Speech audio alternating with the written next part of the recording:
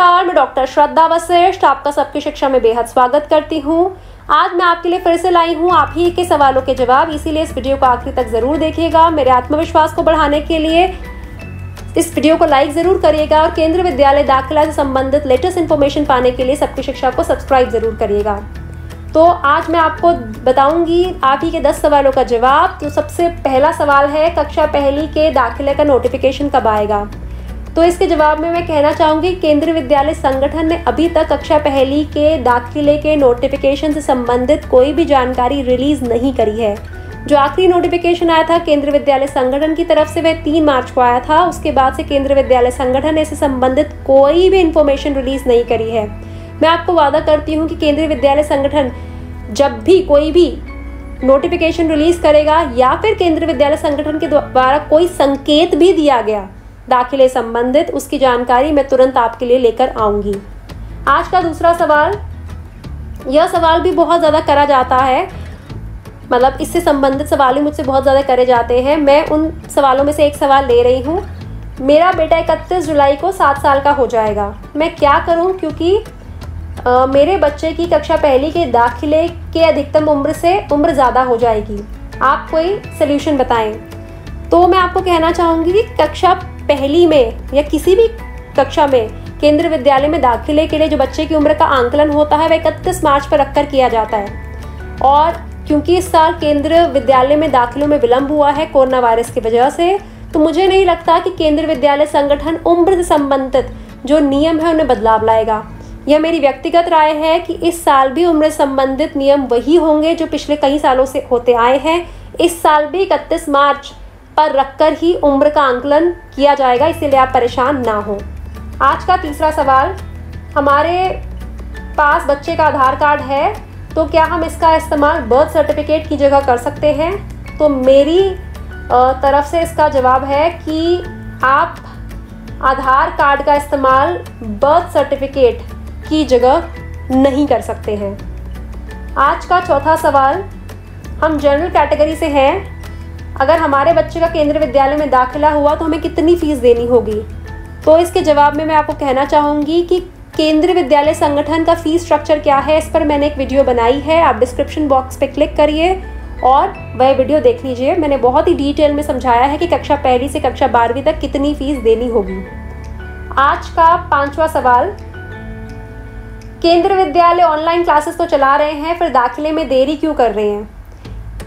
देखिए, online classes की जब बात की जाती है तो बच्चे अपने घर में होते हैं, टीचर्स अपने घर में होते हैं और ऑनलाइन क्लासेस कहीं ना कहीं चल रही होती हैं। लेकिन जब बात की जाती है दाखिले की, तो दाखिले के समय बहुत से ऐसे कागजात होते हैं जो माता पिता को चाहिए होते हैं। वह अलग अलग ऑफिस चक्कर लगाते हैं, वह स्कूल्स में चक्कर लगाते हैं। ऐसी स्थिति में टीचर्स का स्कूल में होना ज़रूरी होता है और पेरेंट्स जगह जगह पेरेंट्स को जाना पड़ता है, चाहे वो फॉर्म्स से संबंधित जानकारी प्राप्त करने के लिए या सर्टिफिकेट्स बनवाने के लिए या फिर सर्टिफिकेट्स को या डॉक्यूमेंट्स को रिन्यू करवाने के लिए। तो कोरोना वायरस बीमारी की वजह से कहीं ना कहीं फॉर्म्स को रोका गया है थोड़ी देर के लिए।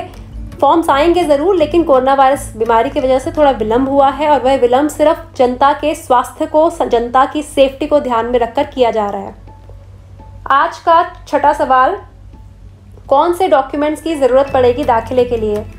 तो इसके जवाब में आपको कहना चाहूँगी कि कक्षा पहली में जब आप बच्चे का दाखिला करवाएंगे तो सबसे पहले चाहिए होगा बच्चे का बर्थ सर्टिफिकेट, दूसरा माता या पिता में से किसी एक के नाम का एड्रेस प्रूफ, तीसरा बच्चे की पासपोर्ट साइज फ़ोटो। यह 3 डॉक्यूमेंट चाहिए होंगे कक्षा पहली में दाखिले के लिए। साथ ही अगर बच्चा किसी कैटेगरी में है तो कैटेगरी सर्टिफिकेट भी चाहिए होगा। और अगर आपका बच्चा कक्षा 9वीं और उससे ऊपर की कक्षाओं में दाखिला लेने जा रहा है तो आपको ट्रांसफ़र सर्टिफिकेट की ज़रूरत भी पड़ेगी, क्योंकि ट्रांसफ़र सर्टिफिकेट में जो आपके बच्चे की डेट ऑफ बर्थ होगी वही डेट ऑफ बर्थ दाखिले के लिए मान्य मानी जाएगी। और यह भी कहना चाहूँगी कि हो सकता है दाखिले के समय केंद्रीय विद्यालय वाले आपसे बच्चे की आखिरी कक्षा की रिपोर्ट कार्ड मांगे। आज का 7वां सवाल, मेरे पिता आर्मी से रिटायर्ड हैं तो क्या इसका फ़ायदा मेरे बेटे को हो सकता है? तो इसका जवाब मेरी तरफ से है जी नहीं।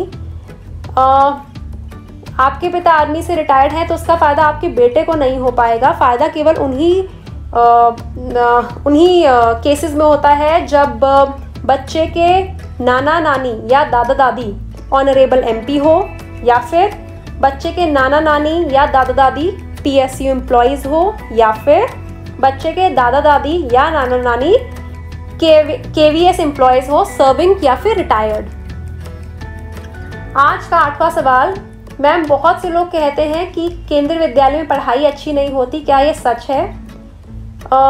मैं इसके जवाब में आपको कहना चाहूँगी कि जिस भी केंद्रीय विद्यालय में आप अपने बच्चे का दाखिला करवाना चाहते हैं, उसमें जो बच्चे पढ़ रहे हैं उनके माता पिता से जाकर मिलिए और जानकारी लीजिए।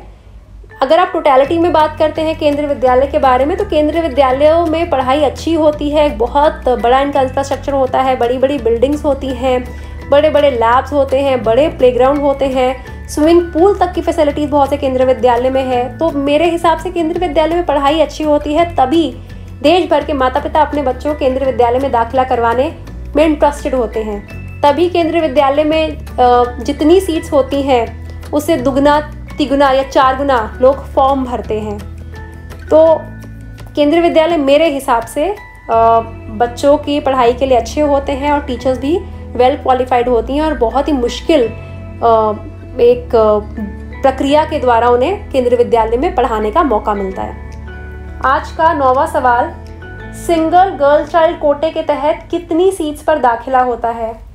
तो इसके सवाल के जवाब में मैं कहना चाहूँगी, जब कक्षा पहली में दाखिले हो रहे होते हैं तो हर सेक्शन में 2-2 बच्चियों का दाखिला सिंगल गर्ल चाइल्ड कोटे के तहत होता है। हर सेक्शन में 2 बच्चियाँ, अगर 5 सेक्शन है तो कुल मिला के 10 बच्चियों का दाखिला सिंगल गर्ल चाइल्ड कोटे के तहत होता है कक्षा पहली में। और जब कक्षा 6ठी में देखते हैं तो हर क्लास में कम से कम 2 बच्चियाँ, नॉट कम से कम तो नहीं बोलूँगी, लेकिन हर क्लास में 2 बच्चियाँ सिंगल गर्ल चाइल्ड कैटेगरी के तहत होनी चाहिए 6ठी और उससे ऊपर की कक्षाओं में। आज का 10वां सवाल, मैम हम बहुत परेशान हैं, केंद्रीय विद्यालय के अभी तक फॉर्म निकले नहीं हैं और हमने अपने बच्चे का कहीं एडमिशन नहीं कराया है, लगता है कहीं बच्चे का साल ना वेस्ट हो जाए। तो इस सवाल के जवाब में आपको मैं यही कहना चाहूँगी कि मैं केंद्रीय विद्यालय ऑल इंडिया लेवल पे वीडियोस बनाती हूँ, साथ ही दिल्ली के प्राइवेट स्कूलों में निःशुल्क शिक्षा पाने के लिए जो EW से DG कैटेगरी के बच्चे होते हैं और मैं उनके लिए भी वीडियो बनाती हूँ। तो मैं उन वीडियोस में हमेशा एक ही बात कहती हूँ, जो कि मैं आज भी आपको यहाँ भी केंद्रीय विद्यालय वीडियोस में भी कहने जा रही हूँ, कि कभी भी किसी स्कूल के फॉर्म्स के इंतज़ार में अपने बच्चों का दाखिला ना रोकें। केंद्रीय विद्यालय में आप अपने बच्चों का दाखिला करवाना चाहते हैं, मैं बात समझती हूँ, और कहीं ना कहीं फॉर्म निकलने में भी देरी हो रही है कोरोना वायरस की बीमारी की वजह से, लेकिन उसकी वजह से अगर आपने अभी तक कहीं और अपने बच्चों का दाखिला नहीं करवाया तो आपकी बच्चे की कहीं ना कहीं पढ़ाई पर इसका असर आ सकता है। अगर आप कहीं भी अपने बच्चे का दाखिला नहीं करवाएंगे, फॉर्म का इंतज़ार करेंगे, और अगर कल को आपके बच्चे का केंद्रीय विद्यालय में भी नाम लिस्ट में नाम नहीं आया, तो आप सोचिए उसके बाद क्या होगा। ये मेरी राय है कि आप अपनी इच्छा अनुसार और अपनी क्षमता अनुसार अपने बच्चे के स्कूल में दाखिला करवा दें। अगर केंद्रीय विद्यालय के कल फॉर्म निकलते हैं और उनमें आपके बच्चों का नाम आ जाता है, तो आप जिस स्कूल में आपने अपने बच्चे का दाखिला करवाया है, आप उस स्कूल से अपने बच्चे का नाम कटवा कर केंद्रीय विद्यालय में बच्चे का दाखिला करवा सकते हैं। हाँ, मैं मानती हूँ कि आप कभी जिस भी स्कूल में आप दाखिला करवाएंगे आपका थोड़ा खर्चा ज़रूर होगा, लेकिन कहीं ना कहीं रिस्क थोड़ा सा कम हो जाएगा। बाकी फ़ैसला आप अपनी समझ बूझ से करिए, आप क्या इसमें करना चाहते हैं। अगर आपको लगता है कि आपके बच्चे का नाम केंद्रीय विद्यालय की लिस्ट में आ ही जाएगा, तो आप केंद्रीय विद्यालय का थोड़ा समय और इंतज़ार करिए, फॉर्म निकल ज़रूर जाएंगे। लेकिन अगर आपके मन में थोड़ा सा भी डाउट है कि पता नहीं नाम आए ना आए, कुछ भी हो सकता है, अगर आपके मन में इस प्रकार के विचार हैं, तो अगर आपको ठीक लगता है तो आप अपने घर के किसी पास के स्कूल में अपने बच्चे का दाखिला करवाएं। ऑनलाइन क्लासेस के द्वारा बच्चे की पढ़ाई शुरू हो जाएगी, और आगे अगर केंद्रीय विद्यालय लिस्ट में आपके बच्चे का नाम आ गया तो बहुत अच्छा होगा। आप विड्रॉ करवा के अपना नाम अपने बच्चे का उस स्कूल से इस पे करवा लीजिएगा। और अगर केंद्रीय विद्यालय की लिस्ट में आपके बच्चे का नाम नहीं आया, तब भी आपके बच्चे की पढ़ाई पर उसका असर नहीं आएगा। यह सिर्फ मेरी राय है, फैसला आपने लेना है। आप जो भी अपने बच्चे के लिए फ़ैसला लेंगे वह अच्छा ही होगा, क्योंकि माता पिता से बेहतर कोई बच्चों के लिए सोच नहीं सकता। तो यह थे 10 सवालों के जवाब जो आपने पूछे थे और जिस पर मैंने वीडियो बनाई है। फिर भी अगर ऐसा कोई सवाल है जो मेरी तरफ से रह गया है, प्लीज़ आप कमेंट्स सेक्शन में लिखिए उस सवाल को। मैं कोशिश करूँगी इस सवाल के जवाब पर आपके लिए वीडियो लेकर आऊँ, क्योंकि मेरे लिए मुमकिन नहीं हो पाता कि मैं सभी जो आपके सवाल आते हैं उनका लिख कर जवाब दे पाऊँ। इसीलिए मैं कोशिश करती हूँ आपके द्वारा पूछे गए सभी सवालों को पढ़ूँ और जो सवाल सबसे ज़्यादा पूछे जा रहे हैं उनमें से 10 सवाल लेकर उस पर वीडियो बनाऊँ। और अगर आपको मेरी वीडियोस अच्छी लगती हैं तो मैं आप सभी से रिक्वेस्ट फिर से करूँगी कि सबकी शिक्षा को ज़रूर सब्सक्राइब करें, क्योंकि कहीं ना कहीं आपका जो आप सब्सक्राइब करते हैं वह मेरे लिए एक मोटिवेशन का, मेरे लिए इनकरेजमेंट का सोर्स बनता है। अब मुझे डॉक्टर श्रद्धा वशिष्ठ को इजाज़त दीजिए। नमस्कार।